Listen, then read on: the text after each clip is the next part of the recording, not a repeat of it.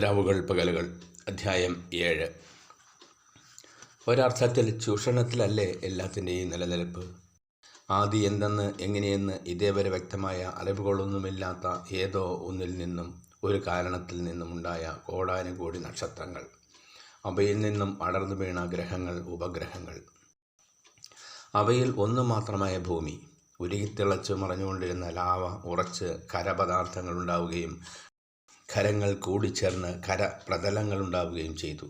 അനേക കോടി വർഷങ്ങളോളം നടന്ന നിരന്തരമായ ചലനങ്ങളിൽ ഉത്ഭവിച്ച ജീവൻ്റെ തുടിപ്പ്.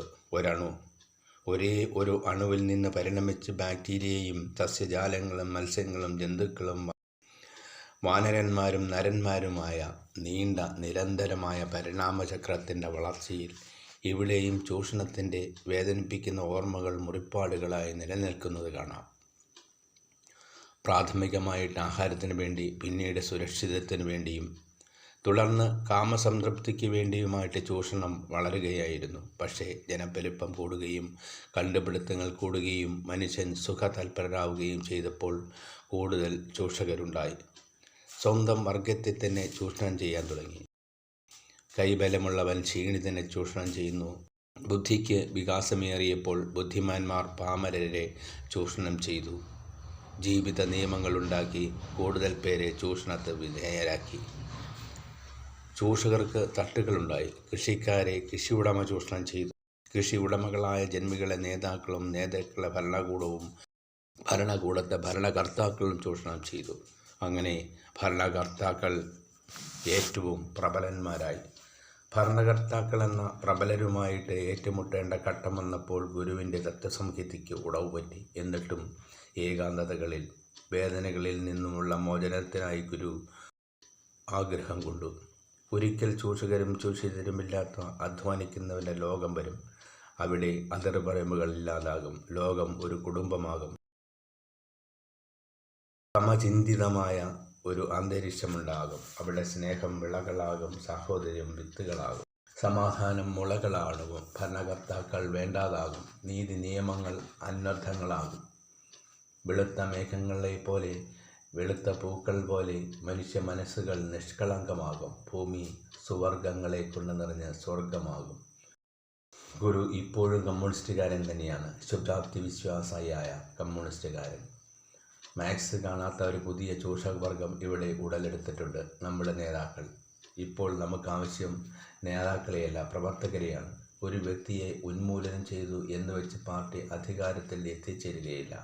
പാർട്ടി ആദ്യം ചെയ്യേണ്ടത് അധ്വാനിക്കുന്നവന്, കൃഷിക്കാരന്, മറ്റ് ചൂഷണത്തിന് വിധേയമാകുന്നവർക്ക് പാർട്ടി എന്താണെന്ന്, എന്തിനാണെന്ന് മനസ്സിലാക്കി കൊടുക്കുക എന്നതാണ്.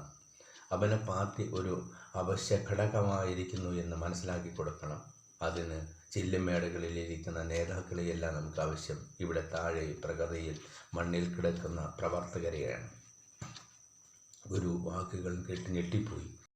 പൊളിസങ്കേതത്തിൽ കുടുതി, രഹസ്യയുഗത്തിൽ, വനത്തിൽ, കൂരിരുട്ടിൽ മുനിഞ്ഞു കത്തുന്ന പന്തങ്ങളുടെ വെളിച്ചത്തിൽ പാർട്ടിയുടെ കേന്ദ്ര കമ്മിറ്റി അംഗമായ സഖാവ് ഭാസ്കരൻ നായർ അതിഥിയായിരിക്കെ എല്ലാ മുഖങ്ങളും അമ്പരന്നിരുന്നു. പന്തത്തിൻ്റെ വെളിച്ചത്തിൽ അവർ ആ ചെറുപ്പക്കാരൻ്റെ മുഖം കണ്ടു. തേജസ്സുള്ള കണ്ണുകൾ, വാടിയ മുഖം, അലഞ്ഞു ക്ഷീണിച്ച കൈകാലുകൾ. വിശ്വനാഥ്. പക്ഷേ അപ്രതീക്ഷിതമായ ഒരു നാൾ അവനെ അവർക്ക് നഷ്ടമായി. കേന്ദ്ര കമ്മിറ്റി അവൻ്റെ പ്രവൃത്തി മണ്ഡലം അന്യപ്രവശ്യകളിലേക്ക് മാറ്റി. അന്ന് ഗുരുവും സംഘവും പാർട്ടിയോട് വിട പറഞ്ഞു. എന്നിട്ടും അവർക്ക് വിശ്വനാഥനെ തിരിച്ചു കിട്ടിയില്ല. പിന്നീട് അവനെക്കുറിച്ച് വാർത്ത കേട്ടു. പിടിയിലായെന്നും പോലീസ് ലോക്കപ്പിൽ വെച്ച് മരിച്ചുവെന്നും. പക്ഷേ ഗുരുവിൻ്റെ, കൃഷ്ണയുടെ, അപ്പുവിൻ്റെ, രാമൻ്റെ, ജോസഫിൻ്റെ മനസ്സുകളിൽ അവൻ നിറഞ്ഞ ചിത്രമായി, കടുത്ത വർണ്ണങ്ങളിൽ മൂർത്തീകരിക്കപ്പെട്ട വരകളായി ജീവിക്കുന്നു. ഗുരു കണ്ണുകൾ തുറന്നു. ഏത് നേരത്താണ് മയങ്ങിപ്പോയെന്ന് ഓർമ്മയില്ല. അത്ര മയക്കമായിരുന്നില്ലല്ലോ. പഴയകാല ചിത്രങ്ങൾ മനസ്സിൻ്റെ സ്ക്രീനിൽ പ്രദർശിപ്പിച്ചു നോക്കുകയായിരുന്നു. സുന്ദരിക്കുട്ടിയായ കൃഷ്ണവേണിയെ, ഭീമാകാരനായ അബുവിനെ, വില്ലാളി വീരനായ വിഷുവിനെ, സൗമ്യരായ രാമനെയും ജോസഫിനെയും ഒരിക്കൽ കൂടി അവരെ കണ്ടെത്തിയ നാളുകളിലെ ചിത്രങ്ങളാക്കി കാണുകയായിരുന്നു. ഫോൺബെൽ ഗുരുവിനെ വർത്തമാനത്തിലേക്ക് പിടിച്ചിറക്കി കൊണ്ടുവന്നു. ഫോൺ റിസീവർ ചെവിയോടടുപ്പിച്ചു. Yes commune. ഗുരു തന്നെ. How are you boy? Fine. Phone തലയ്ക്കൽ സിദ്ധാർത്ഥൻ. എന്താടോ തൻ്റെ ഡിസ്കവറി? പുരോഗമിക്കുന്നുണ്ട്. പക്ഷേ നാം പിക്ചറൈസ് ചെയ്യാത്ത പലതും പിക്ചറിലേക്ക് വരുന്നു. You mean?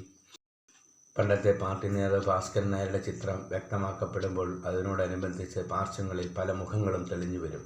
Yes, I know. ആ ചിത്രങ്ങൾ ആരുടെയൊക്കെ ആയിരിക്കുമെന്ന് എനിക്കറിയാം.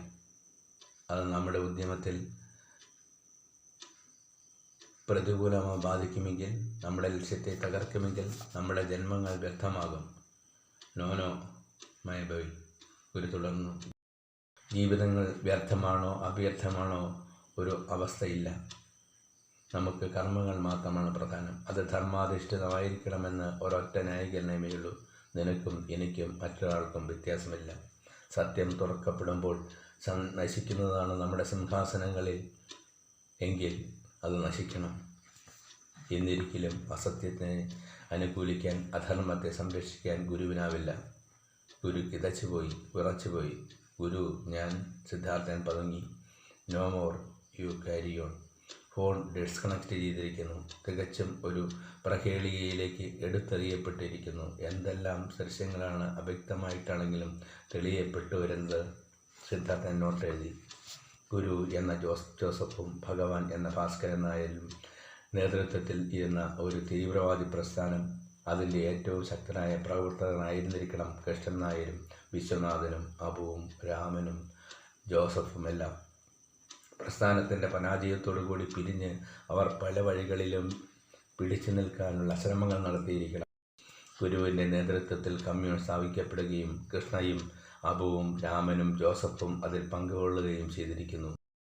ഭാസ്കരൻ നായർ സ്വയം ഭഗവാനായി അവരോധിതനായി ശാന്തിഗ്രാമത്തിൽ കൂടിയിരിക്കുകയും ചെയ്തിരിക്കുന്നു. പക്ഷെ വിശ്വനാഥ്, അവൻ എവിടെയായിരുന്നിരിക്കാം? ഗുരു പറയുന്ന ആദ്യകാല കഥകളിൽ അവൻ മരിച്ചിരുന്നതാണ്.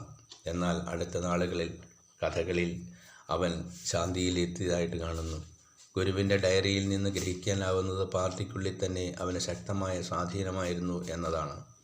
അവനൊരു റബലായിരുന്നുവെന്നും അകാലത്തിൽ അവൻ അവരിൽ നിന്നും അകന്നാനുള്ള കാരണങ്ങൾ മാത്രം ഗ്രാഹ്യമല്ല. അതിനേക്കാൾ ചിന്തനീയമായ ഒരു വസ്തുത ഭഗവാൻ അനാവരണം ചെയ്യപ്പെടുമ്പോൾ അതോടൊപ്പം വെളിച്ചത്തിലേക്ക് എന്തെല്ലാം വരികയില്ല എന്ന് എങ്ങനെ തീർച്ചയാക്കാനാകും എന്നതാണ്. എന്തിനും ഏതിനും അനിവാര്യമായ ഘടകം വിശ്വനാഥൻ്റെ വിവരങ്ങളാണ്. സിദ്ധൻ കണ്ണുകളടച്ചിരുന്നു. ഫോൺ ഡിസ്കണക്റ്റ് ചെയ്ത് ഗുരു ശ്രദ്ധിച്ചത് എലീസയെയാണ്. അവൾ അടുത്ത സെറ്റിയിൽ കണ്ണുകളടച്ച് സുഷുപ്തിയിലാണ്. അവരുടെ മുഖത്ത് ഭാവങ്ങൾ കൂടെ മാറിക്കൊണ്ടിരിക്കുന്നു. പുഞ്ചിരിയായി, ശോകമായി, ദേഷ്യമായി, ഭയമായി. എലീസ, അകത്ത് പോയി കിടക്കാമായിരുന്നു. അവൾ കണ്ണുകൾ തുറന്ന് അയാളെ രൂക്ഷമായി നോക്കിയിരുന്നു. എനിക്ക് എൻ്റെ മോൻ നഷ്ടമാകുന്നു. നിങ്ങൾ സ്വാർത്ഥനാണ്. അവനെ തട്ടിയെടുക്കാൻ ശ്രമിക്കുന്നു. നിങ്ങളുടെ ചിരി എത്ര ക്രൂരമാണ്. ഈ പാവങ്ങളെ കൊണ്ട് പണിയെടുപ്പിച്ച് നിങ്ങൾ വീട്ടിൽ നിന്ന് സുഖിക്കുന്നു. സെറ്റിയിൽ കിടന്ന് പിറുപിറുപ്പ് പോലെ അവൾ പറഞ്ഞുകൊണ്ടിരുന്നു. നിങ്ങൾ ഓർക്കുന്നു അവൻ വന്ന ദിവസം? മെലിഞ്ഞ് കോലം കെട്ട് കുളിക്കാതെ നനയ്ക്കാതെ നിമിഷങ്ങളോളം അവൾ മിണ്ടാതെ കിടന്നു. അവനെ ഞാൻ കുളിപ്പിച്ചു, കഴുകിയ വസ്ത്രങ്ങൾ ഇടിയിച്ചു, ആഹാരം തെറ്റി. അവൻ എൻ്റെ മോന, എൻ്റെ സിദ്ധം മോന, എൻ്റെ മാത്രം. ഞാൻ ഇവിടെ ഉണ്ടായിട്ടാണ് അവൻ വന്നത്. അല്ലേ മറ്റെവിടെയെങ്കിലും പോകുമായിരുന്നു. എനിക്ക് അവനെ കാണാതിരുന്നാൽ ഉറക്കം വരില്ല. നിങ്ങൾ അവനെ പിശാചുക്കൾക്ക് എറിഞ്ഞു കൊടുക്കും. നിങ്ങൾ കാരണമാ എൻ്റെ മോൻ, എൻ്റെ മോൻ. അവൾ മരുന്നിൻ്റെ നായിക വലയത്തിൽ അകപ്പെട്ട് ആഴ്ന്നിറങ്ങി അകലുന്ന ഗുരു നോക്കിയിരുന്നു. ഗുരു, അവൻ വന്ന ദിവസം ഇന്നും ഓർമ്മിക്കുന്നു. ഒരു സന്ധിയിൽ തുറന്നു കിടന്ന വാതിക്കൽ മുഷിഞ്ഞ വസ്ത്രവും ക്ഷീണിതമായ മുഖവും അലഞ്ഞ ശരീരവുമായിട്ട് കത്തെഴുതിയിട്ടാണ് അവൻ വന്നത്. കമ്മ്യൂൺ ആഴ്ചപ്പതിപ്പിൽ അവൻ എഴുതിയ ചെറുകഥകളുമായിട്ട് ബന്ധം സ്ഥാപിതമായത്. ഒരിക്കൽ കഥയോടൊപ്പം അവൻ്റെ ആത്മകഥ അടങ്ങിയ ഒരു കത്തും ഉണ്ടായിരുന്നു. തടി വീണ് കാലുപോയ ശേഷവും ഭിക്ഷയെടുത്തും മക്കളെ പോറ്റിയ അവൻ്റെ അച്ഛനെക്കുറിച്ച്, കാശരോഗിയായി മരിച്ച അമ്മയെക്കുറിച്ച്, ശ്രദ്ധിക്കാൻ ആളില്ലാതെ എന്തെല്ലാമോ വഴികളിലൂടെ അവനിൽ നിന്നും അകന്നുപോയ സഹോദരിമാരെക്കുറിച്ച്, ഒടുവിൽ ഞൊണ്ടി നടന്ന് ഭിക്ഷയാചിച്ചും നടക്കവേ ലോറി കയറി അരഞ്ഞുപോയ പിതാവിനെക്കുറിച്ച്. ഫാൻ കറങ്ങുന്നുണ്ടെങ്കിലും എലീസയുടെ നെറ്റിയിൽ പൊടിഞ്ഞു നിൽക്കുന്ന വിയർപ്പ് ഗുരു ശ്രദ്ധിച്ചു. തുറന്നു കിടക്കുന്ന ജനാല വഴി ചെറിയൊരു തെന്നൽ പോലും കയറി വരാനില്ല. നീലാകാശം, അനേകായിരം നക്ഷത്രങ്ങൾ, ചന്ദ്രൻ ഇനിയും എത്തിയിട്ടില്ല. ഗുരു ജനാലക്കൽ വന്ന് റോഡിൽ നോക്കി നിന്നു. എന്നിട്ടും അശാന്തമായ മനസ്സ് അലനടക്കുന്നു. ശാന്തി തേടി, സ്വാസ്ഥ്യം തേടി. ഗുരു ജനാല അടച്ചു.